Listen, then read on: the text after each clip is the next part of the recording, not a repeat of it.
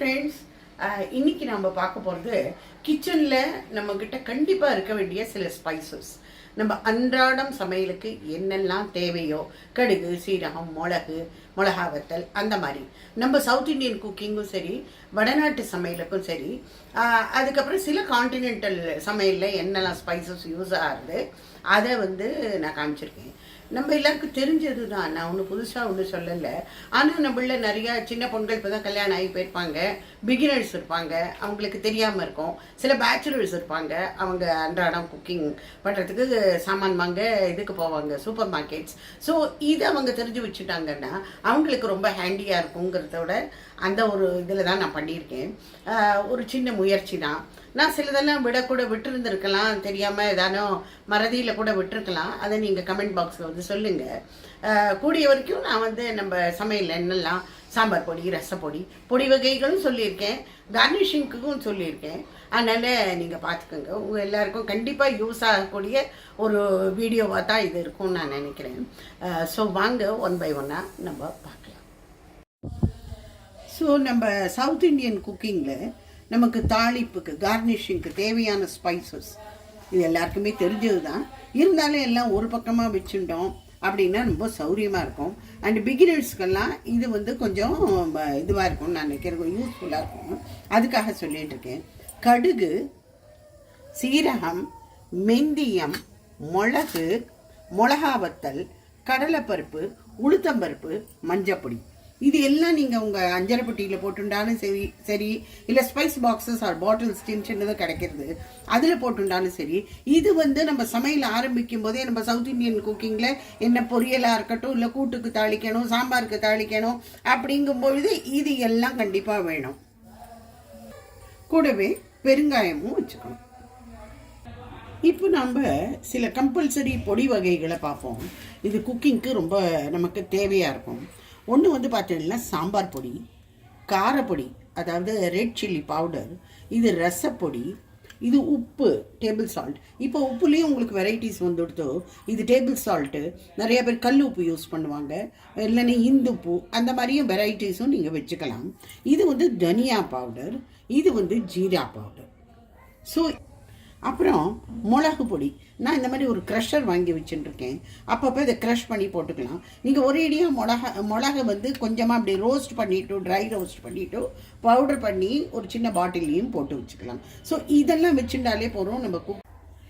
நம்ம இதில் சாம்பாருக்கு அரைச்சி விடுறதுக்கு தேவையான சில பொருட்கள்: தனியா, கொத்தமல்லி விதை, கடலைப்பருப்பு, மிளகா வத்தல், புளி. இது வச்சுட்டாலே போகிறோம். நம்ம சாம்பார் எந்த விதமான சாம்பாரும் வைக்கலாம். அதனால் இதையும் பார்த்து உங்கள் மசாலா டப்பாவில் இதையும் ஆட் பண்ணிக்கணும். இப்போ நார்த் இந்தியன் ஸ்பைசஸ் நம்ம பார்க்க போகிறோம். நம்ம கிச்சனில் நம்ம எல்லா வித உணவுகளும் தான் நம்ம பண்ணுறோம். ஸோ அதில் சில வெரைட்டிஸ் பார்க்கலாம். இது நிறைய பேர் நம்ம இதுலேயே மசாலா பிரியாணி ஒரு நார்த் இந்தியன் சப்ஜிஸ், பன்னீர் அதெல்லாம் பண்ணும்பொழுது இதுவும் நம்ம கண்டிப்பாக போடுறோம். இது சோம்பு. இது நார்த் இந்தியன் குக்கிங்கில் இது மஸ்ட். இது கார்னிஷிங்க்கு கண்டிப்பாக உண்டு.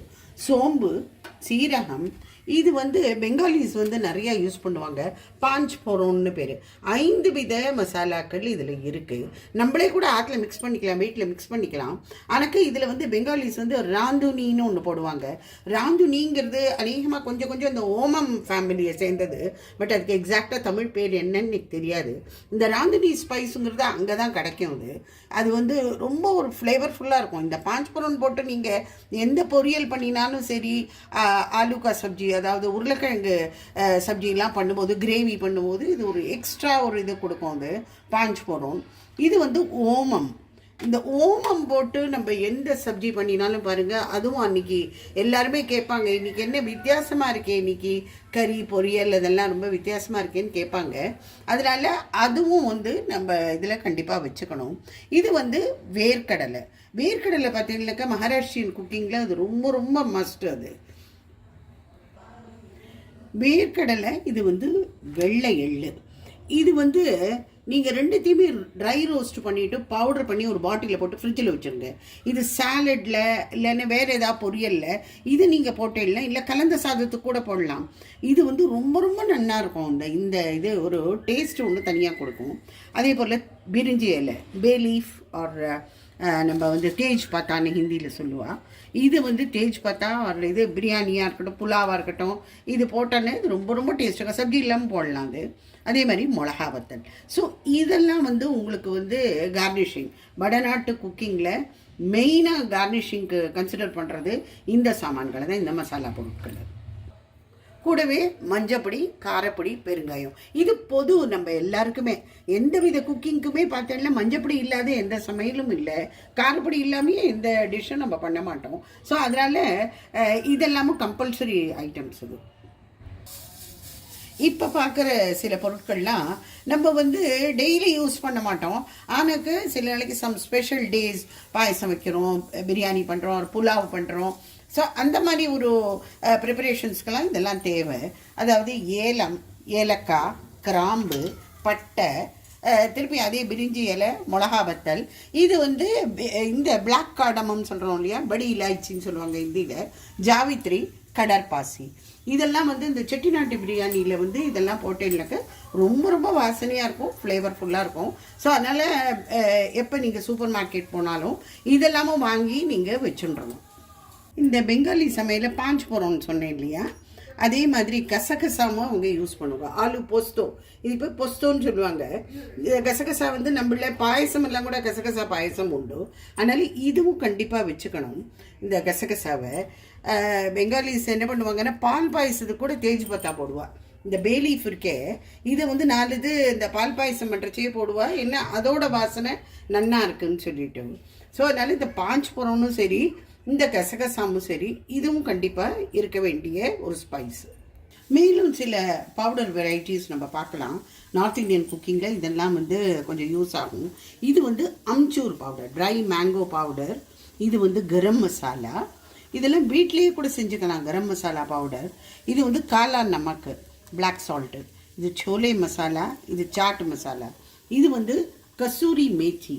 அதாவது மெந்திய கீரை இருக்குது இல்லையா, அதை வந்து நல்லா ஃபேன் காற்று கீழே நல்லா வாஷ் பண்ணிவிட்டு அதை ஒரு துணியில் போட்டு இது பண்ணிவிட்டு நிழலில் உணர்த்தி நம்ம வீட்லேயே கூட செஞ்சுக்கலாம்.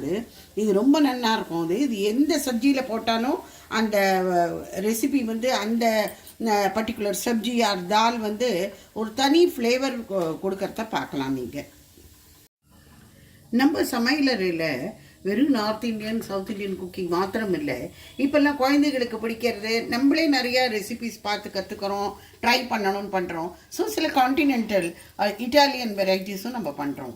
ஸோ அதுக்கு தக்கன இதெல்லாம் வச்சுக்கும் போது இது சில்லி ஃப்ளேக்ஸ். இது வீட்லேயே நம்ம செஞ்சுக்கலாம். கொஞ்சம் மிளகா வத்தலை கொஞ்சம் பெருசாக கொஞ்சம் இது பண்ணிக்கணும், கிரைண்ட் பண்ணிக்கணும், அவ்வளவுதான். அதுக்கப்புறம் இது வந்து சினமன் ஸ்டிக்ஸு. அப்புறம் இது வந்து பெப்பர். இது வந்து மிக்ஸ்டு ஹர்ப்ஸ். இதெல்லாம் சூப்பர் மார்க்கெட்டில் ஈஸிலி கிடைக்கும். Mixed herbs, thyme. அதுக்கப்புறம் இது வந்து சினமன் பவுடராகவும் யூஸ் பண்ணிக்கலாம். இது வந்து கார்ன்ஃப்ளவர். ஸோ இந்த மாதிரி இது வந்து பேக்கிங் பவுடர். ஸோ இந்த மாதிரி இதெல்லாம் வச்சுட்டோம்னா நம்ம வந்து கான்டினென்டல் இதெல்லாமே ஈஸியாக நம்ம பண்ணிடலாம். இந்த ஹர்ப்ஸ் இருக்கே, இது சாலட் ட்ரெஸ்ஸிங்காகவும் இதை யூஸ் பண்ணிப்பாங்க. இது நிறைய இதில் சூப்லேயும் இது கொஞ்சம் கொஞ்சம் போட்டுக்கலாம். ஃப்ளேவர் நல்லா கிடைக்கும் உங்களுக்கு, ரொம்ப ரொம்ப நல்லாயிருக்கும். நான் இங்கே வந்து சொன்னது மசாலா பொருட்கள் ஒரு ஸ்பைசஸை பற்றி தான்.